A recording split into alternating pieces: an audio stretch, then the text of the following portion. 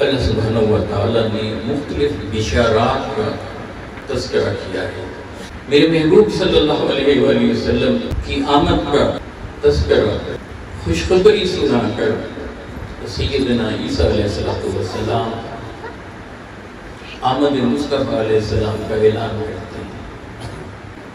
اور بھی بہت سی بشارات ہیں جن کا ہمیں تذکرہ ملتا ہے. اور کمال نقطہ یہ ہے کہ نبیوں کی بشارات کا جس طرح سے اللہ سبحانہ وتعالیٰ تذکرہ فرماتا ہے اور خوشخبری کی نوید سناتا ہے، وہ سارے کا سارا سلسلہ جب سمٹتا ہے اور ہم غور کرتے ہیں تو زبان مصطفیٰ علیہ السلام سے وہ بشارات جناب حسنین کریمین کے لیے سنائی دے رہی ہیں. اب ایک مثال قرآن سے سیدنا زکریا علیہ السلام، انہوں نے سیدہ مریم سلام اللہ علیہ کے قرب میں بے موسمی پھل دیکھے. موسم نہ تھا مگر جہاں وہ عبادت فرما رہی تھی وہاں وہ پھل موجود تھے. جناب زکریا علیہ السلام کے دل میں یہ خیال آیا جو رب بے موسمی پھل دے سکتا ہے تو اس بڑھاپے میں مجھے اولاد نہیں دے سکتا. نعرہ تکبیر، نعرہ رسالت. اللہ کی بارگاہ میں عرض کرتے ہیں اے مالک و مولا، تو اگر یہاں بے موسمی پھل بھیج سکتا ہے تو اس بڑھاپے میں مجھے اولاد کی نعمت سے نواز دے. سیدہ مریم میں جناب زکریا علیہ السلام کی دعا قبول ہوتی ہے اور اللہ سبحانہ وتعالی بشارت دیتے ہیں یا زکریا انا نبشرک بغلام اسمہ یحییٰ. اے زکریا، ہم نے آپ کی دعا کو قبول کر لیا. تو فرمایا کہ ہم آپ کو ایک بیٹے کی خوشخبری سناتے ہیں، اس کا نام یحییٰ. کیا کمال ہوتا ہے. امام حسین علیہ السلام کی سیرت کا اور شہادت کا اگر آپ مطالعہ کریں تو ایک نسبت انہیں جناب یحییٰ علیہ السلام سے جا کر حاصل کرتے ہیں. اور یہاں دیکھیں کہ فرشتے خوشخبری لا رہے ہیں، اللہ کا پیغام لا رہے ہیں جناب زکریا علیہ السلام کے پاس. اور ادھر جناب امام حسن علیہ السلام ہیں، جناب امام حسین علیہ السلام ہیں.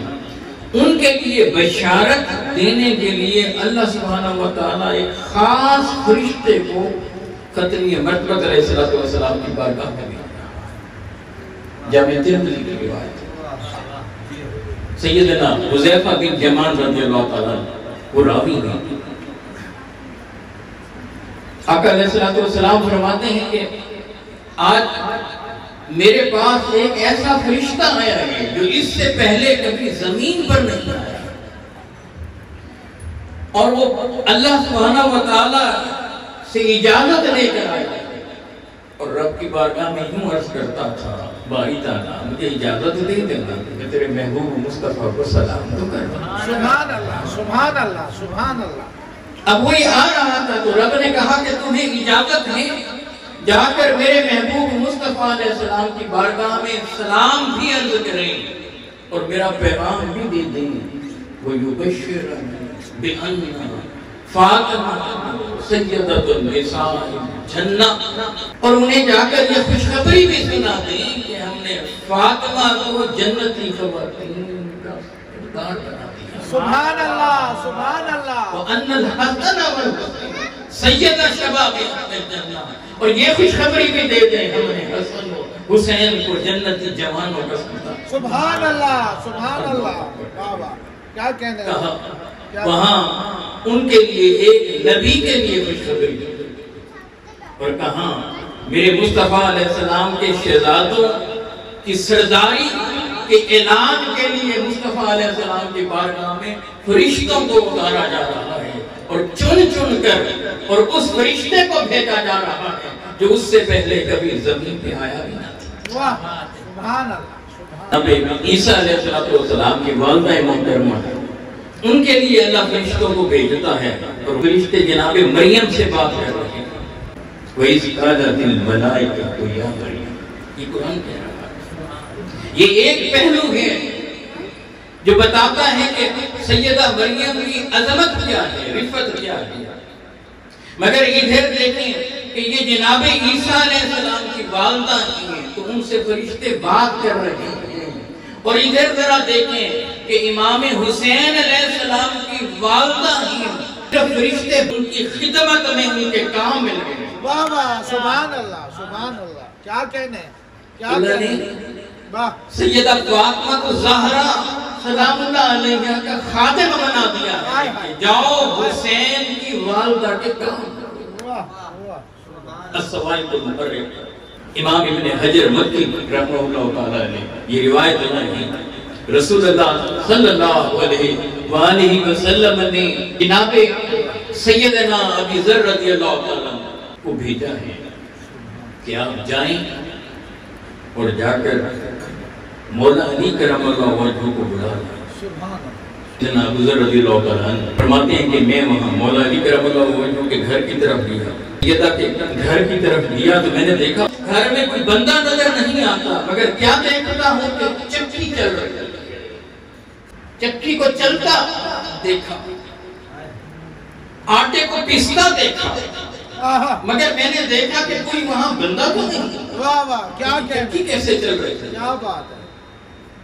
دانے کون ڈال رہا ہے، آٹا کیسے پیس رہا ہے۔ اور ادھر سے میں کیا دیکھتا ہوں کہ حسین چھوٹے سے شہزادے تھے، سبحان اللہ۔ ان کا جھولا میں نے دیکھا وہ متحرے گئے مگر کوئی جھولا جھولانے والا۔ جناب سیدنا ابی ذر رضی اللہ عنہ اس منظر کو دیکھتے ہیں تو یکدم پیچھے پلٹ جاتے ہیں اور جا کر سید عالم صلی اللہ علیہ وسلم کی بارگاہ میں عرض کرتے ہیں، یا رسول اللہ بڑا عجیب منظر دیکھا ہے، بڑا عجیب منظر دیکھا ہے کہ میں سیدہ نساء العالمین فاطمہ الزہرا سلام اللہ علیہ گھر گیا ہوں مگر وہاں مجھے کوئی بندہ نظر نہیں آیا، مگر چکی بھی چل رہی ہے، آٹا بھی پیس رہا ہے، جھولا بھی جھلایا جا رہا ہے، مگر کوئی شخص نہیں۔ فرمایا کہ ہاں میری بیٹی میری شہزادی فاطمہ الزہرا رب کی عبادت کے اندر اتنا مصروف ہے کہ وہ مصلی پر چلی گئی تو میرے رب نے فرشتوں کو بھیج دیا، وہ میری بندگی کے اندر مصروف ہیں، وہ تھکی ہوئی ہیں، فرشتوں جاؤ تم ان کا کام تم جا کر کرو، چکی بھی چلاؤ، دانے بھی ڈالو۔ اور فرمایا کہ جناب جبریل جناب حسین کو جھولا جھولا اللہ کیا، اس لیے کہ آقا علیہ السلام نے حسنین کی محبت کو، امام حسن علیہ السلام کی محبت کو، امام حسین علیہ السلام کی محبت کو امت کی گھٹی کے اندر ڈالا۔ جیسے چھوٹے بچوں کو گھٹی دی جاتی ہے تو میرے حبیب علیہ السلام نے حسنین کی محبت امت کی گھٹی کے اندر رکھی ہے کہ یہ وہ محبت ہے کہ جو حسنین سے محبت کرے گا وہ مجھ سے محبت کرے گا، اور جو مجھ سے محبت کرے گا وہ اللہ سے محبت کرے گا۔ کریم آقا علیہ السلام نے فرمایا حسین من وَأَنَا مِن حسین، حسین مجھ سے ہیں اور میں حسین سے ہوں۔ اور مسند امام احمد بن حنبل کی روایت، پھر اس کے آگے میرے آقا علیہ السلام فرماتے ہیں احب اللہ من احب حسین، اے اللہ تو اس سے محبت فرما جو حسین سے محبت کرے۔ اور بعض اہل علم نے اسے یوں لیا، اس روایت کو یوں پڑھا کہ احب اللہ کی بجائے احب اللہ من احب حسین، تو معنی یہ بنے گا جو حسین کو محبوب بنا لیتا ہے وہ خدا کو محبوب بنا لیتا ہے۔ پہلے یہ کہ اللہ اسے محبوب بنا لے جو حسین کو محبوب بنائے ہوئے اور دوسرے زاویے سے اس کا معنی یہ ہوگا جو حسین کو محبوب بنا لیتا ہے اس کا محبوب خدا بنا. سبحان اللہ. یہ وہ بنیادی نقطہ ہے کہ جو آقا علیہ السلام نے امت کی گھٹی کے اندر کہا ہے. امام حسین علیہ السلام کا تعارف کرایا ہے. اور اگر آپ احادیث کی کتب کا مطالعہ کریں اور صرف یہ دیکھیں کہ امام حسین علیہ السلام کا تو بچپنا تھا، ننھے شہزادے تھے، مگر ولادت سے لے کر شہادت تک ان کی ساری زندگانی کا تذکرہ میں مصطفیٰ فرماتا تھا. کہ جب امام حسن اور امام حسین علیہ السلام کے نام رکھنے کی بات آئی تو میرے محبوب مصطفیٰ علیہ السلام نے ان کے نام حسن اور حسین رکھے، جبکہ مولا علی کرم اللہ وجہہ نے ان کا نام حرب رکھا ایک روایت کے مطابق. تو میرے حبیب نے نام چینج کر دیا، فرمایا کہ حرب نہیں حسن ہے. پھر امام حسین علیہ السلام پیدا ہوئے تو ان کا نام مولا علی کرم اللہ وجہہ نے جرت، شجاعت، بہادری کی وجہ سے پھر حرب رکھا. تو میرے حبیب علیہ السلام نے فرمایا نہیں حرب نہیں، یہ حسین ہے. اور یہ فرما کر فرمایا کہ حسن اور حسین یہ وہ نام ہیں کہ جو اللہ نے جنت کے پردوں میں چھپا رکھے تھے، وہ اتار کر مجھے دیے ہیں کہ اس کا نام حسن رکھو، اس کا نام حسین. حضور علیہ السلام نے ان کی محبت کو اپنی محبت قرار دیا. فرمایا من احب الحسن والحسین فقد احبنی. جو حسن اور حسین سے محبت کرتا ہے وہ مجھ سے محبت کرتا ہے، جو مجھ سے محبت کرتا ہے وہ اللہ سے محبت کرتا ہے، اور جو حسن اور حسین سے بغض رکھتا ہے مجھ سے بغض رکھتا ہے، اور جو مجھ سے بغض رکھتا ہے وہ اللہ سے بغض رکھتا ہے. وہ بنیادی فلسفہ ہے کہ امام حسین علیہ السلام کی محبت مصطفیٰ ہے. اور بات یہاں رکتی نہیں، محبت مصطفیٰ محبت خدا ہے، اور بغض حسین بغض مصطفیٰ ہے.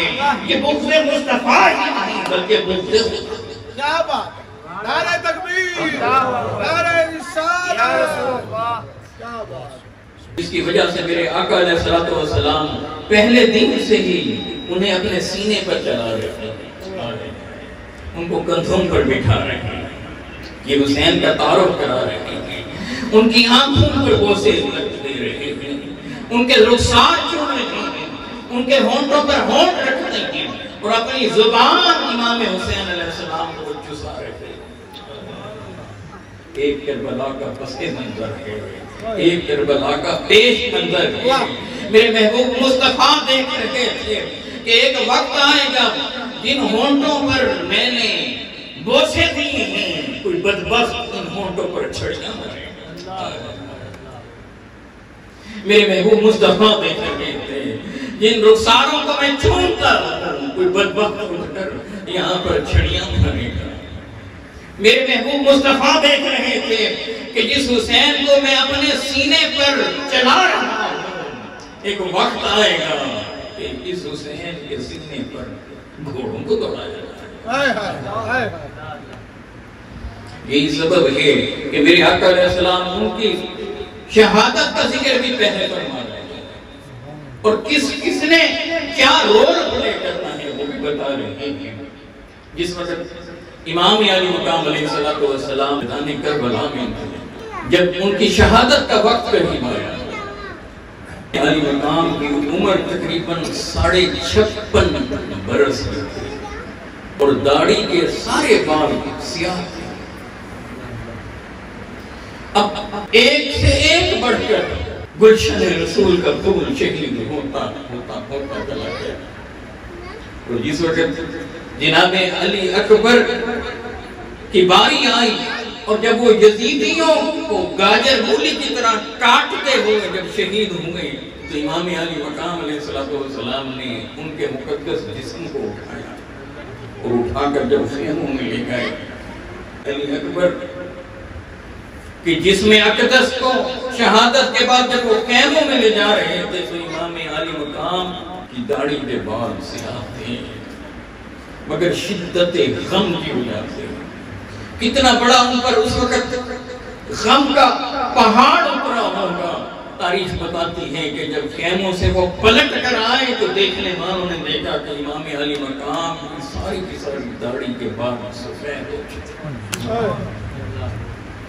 جب گئے تھے تو ایک بال بھی سفید نہ تھا، ساری داڑھی سیاہ تھی، اور شدت غم کا یہ عالم تھا، اور اللہ کی بارگاہ میں تسلیم اور رضا کا ایسا پیکر بنے ہوئے تھے، مگر جسم پر کیا بیت رہی ہوگی، مگر جب خیمے سے پلٹے تو داڑھی کا ایک بال بھی سیاہ نہ رہا، ساری داڑھی سفید۔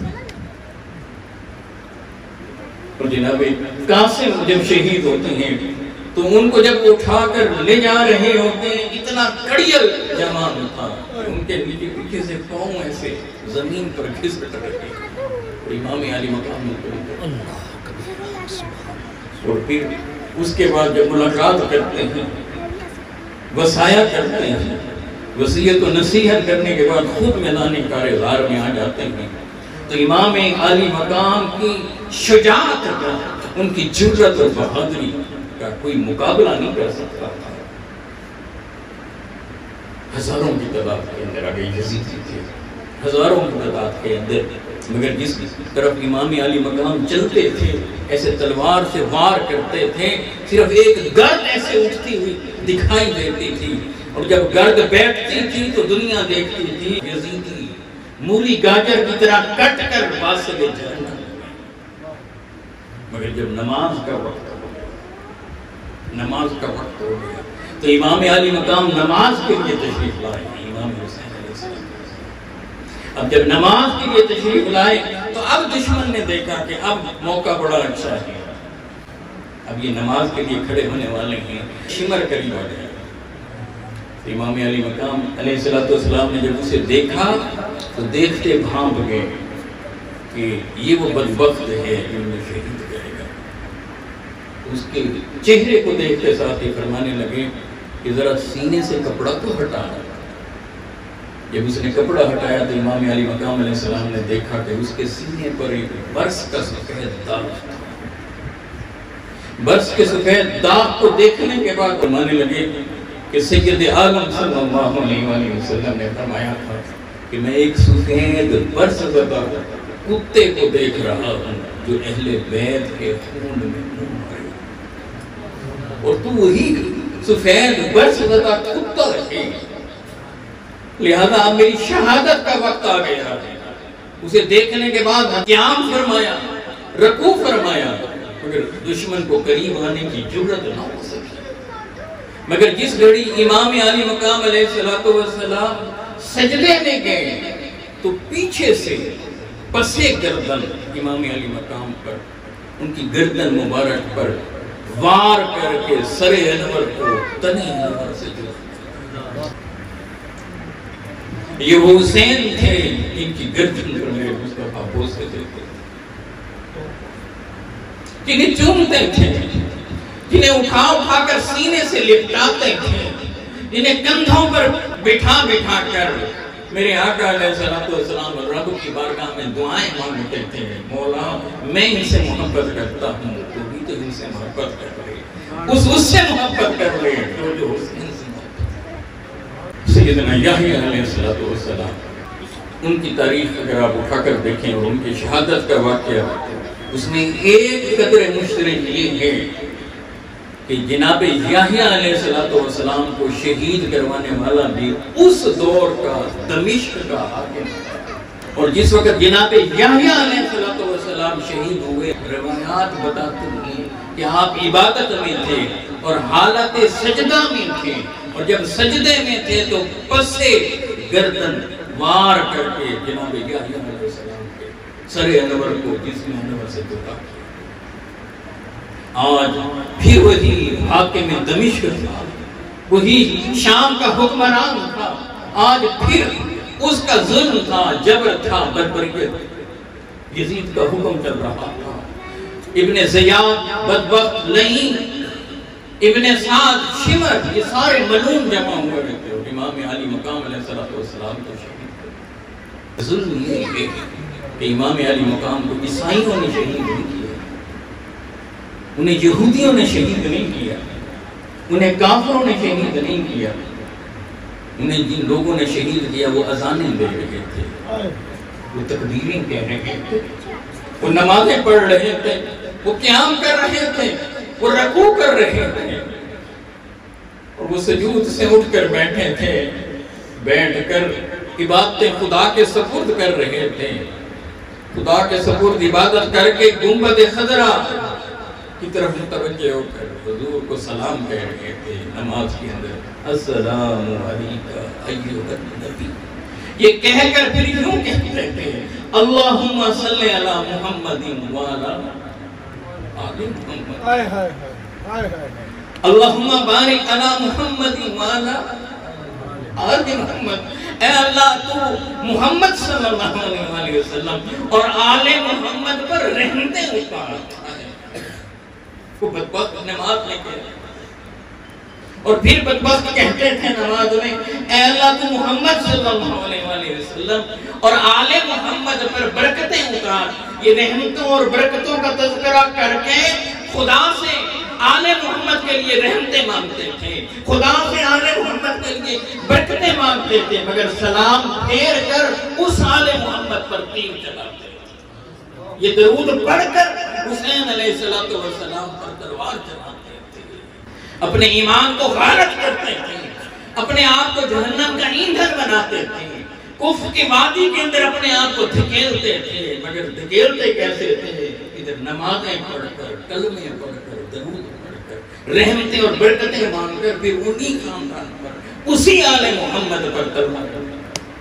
سیدنا عبداللہ بن عمر رضی اللہ عنہ، صحیح بخاری اور دیگر کتب کے اندر، ان سے ایک طواف کرنے والے نے پوچھا حالت احرام میں مکھی اگر کوئی مارے اور اس کا خون لگ جائے تو اس کے لیے کیا حکم ہے؟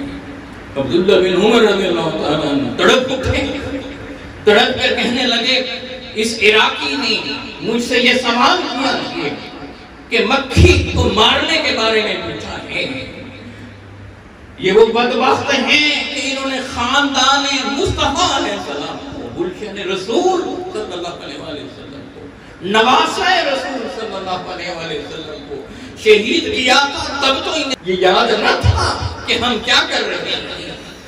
نواسہ رسول کی گردن پر تلوار کو پھیر دیا تو انہیں احساس نہ ہوا، آج مچھر یا مکھی کے مارنے کے پر سوال کرتے ہیں۔ کتنی بڑی عزیت والی بات ہے۔ میرے آقا علیہ السلام وہاں پر موجود تھے۔ سیدہ ام سلمہ سلام اللہ علیہ فرماتی ہیں کہ میں اپنے گھر میں لیٹی ہوئی تھی، میں نے خواب میں دیکھا کہ آقا علیہ السلام کے بال بڑا گندا کی، آنکھوں سے آنسو جاری ہیں۔ میں نے عرض کی ماں یوں کی کہ یا رسول اللہ کو کس چیز نے رلایا ہے؟ ہاتھ میں دیکھا تو ایک شیشی تھی، اس کے اندر حضور خون جمع کر رہے تھے۔ میرے آقا فرماتے ہیں کہ میرے بیٹے حسین کو شہید کر دیا گیا ہے، حسین اور اس کے ساتھیوں کے خون کو جمع کر رہا ہے۔ سیدہ ام سلمہ ام المومنین سیدہ ام سلمہ سلام اللہ علیہ وہ کہتی ہیں میری آنکھ کھل گئی، مجھے یاد آیا کہ میرے آقا نے مجھے شیشی دی تھی اور بتایا تھا کہ جب میرے بیٹے کو شہید کر دیا جائے گا تو اس شیشی کو دیکھنا، یہ مٹی خون میں بدل جائے گی۔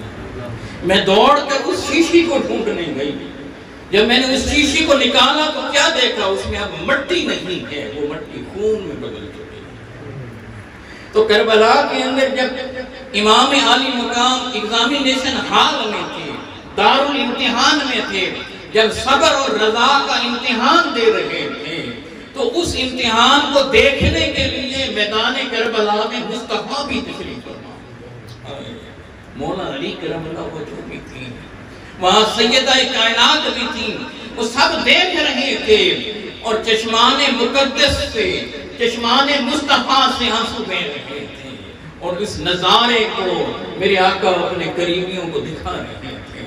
کوئی مکہ میں مصطفیٰ علیہ السلام کو خواب میں دیکھ رہا تھا، کوئی مدینہ کے اندر خواب میں دیکھ رہا تھا، اور پھر دیکھ کر پھر اٹھ کر اس پیشین گوئی کو پورا ہوتا بھی دیکھ رہے تھے جو میرے آقا نے پہلے ہی فرما دی تھی کہ میرے اس بیٹے کو شہید کر دیا۔ اب امام عالی مقام علیہ السلام کے سر کو نیزے کے اوپر سوار کیا اور اہل بیت اطہار کے سروں کو نیزے پر سوار کیا گیا۔ آپ ذرا اندازہ کیجئے ان کے مقدس جسموں پر گھوڑوں کو دوڑایا،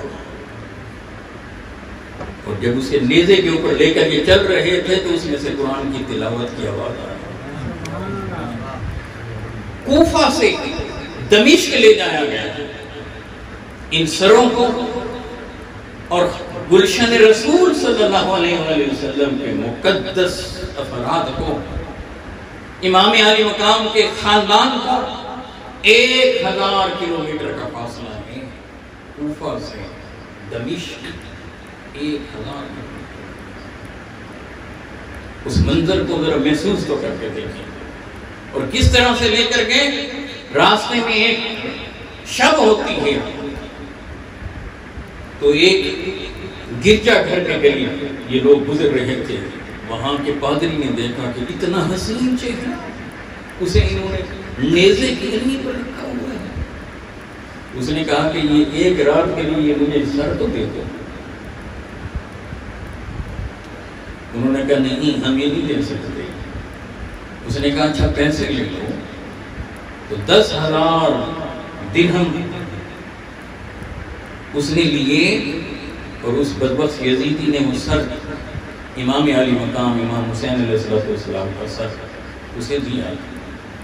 یہ قافلہ وہاں رکا ہوا تھا، وہ اسے اندر لے گیا، اس نے سر حسین کو صاف کیا، دھویا، خوشبو لگائی، اور اتنا حسین چہرہ تھا، کہتا تھا کہ میری تو نگاہوں سے ہٹتی نہیں تھی، اور میں اسے سامنے رکھ کر بیٹھا ہوں۔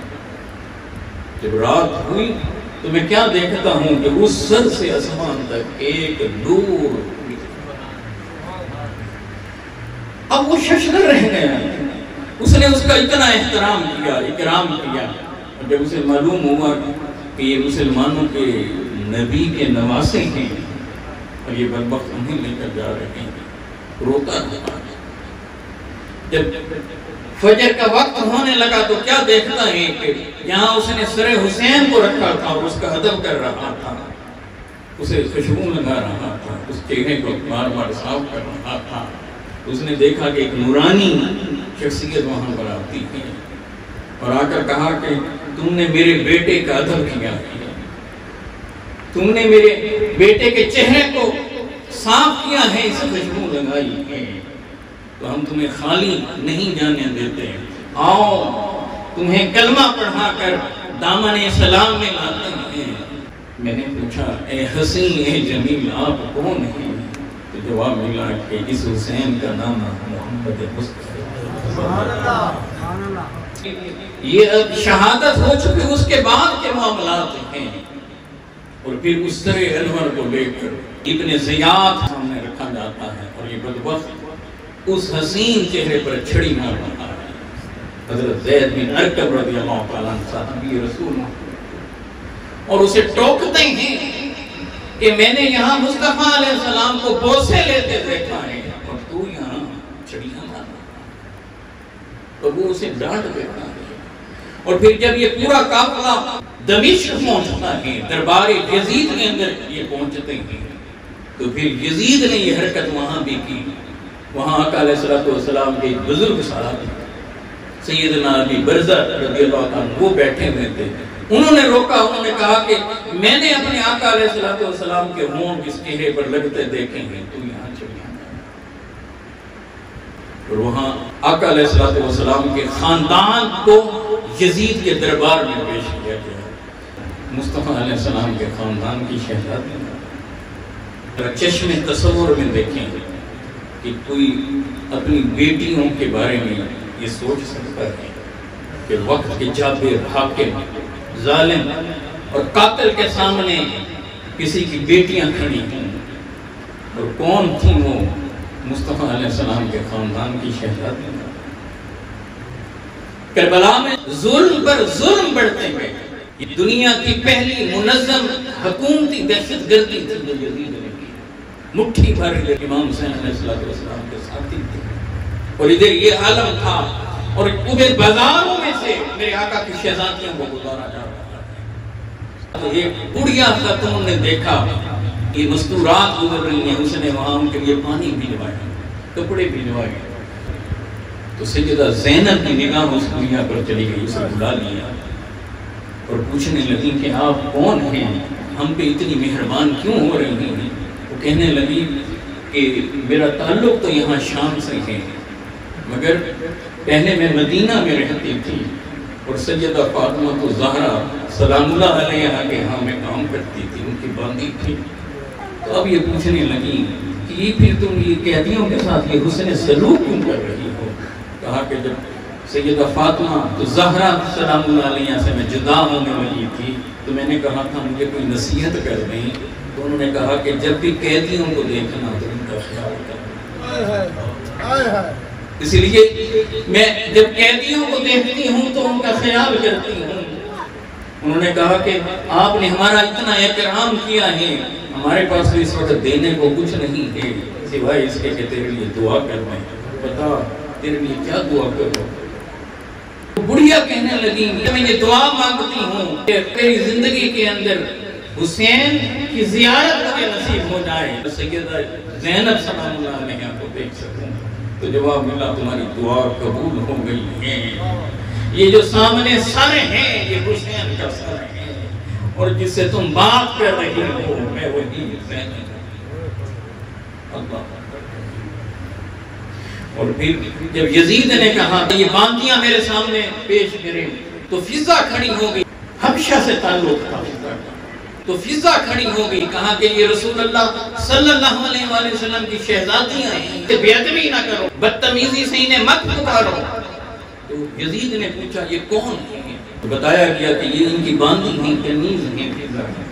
حبشہ سے تعلق تھا. یزید نے کہا کہ اس کی اتنی جرت کہ میرے دربار میں میرے سامنے زبان کھولتی ہیں, اس کے سر کو قلم کرتے ہیں. یزید کے پیچھے ایک دستہ کھڑا تھا, ان سپاہیوں کا تعلق حبشہ سے تھا. انہوں نے اپنی تلواروں کو کھینچ لیا, کہا کہ حبشہ کی اس بوڑھی خاتون پر کوئی تلوار نہ چلائیں. حمیت و جوش کو ظاہر کیا کہ تلواریں نکال لی. کہا کہ یہ ہمارے حبشہ کی ماں ہے, اس پر کوئی تلوار نہ اٹھائیں.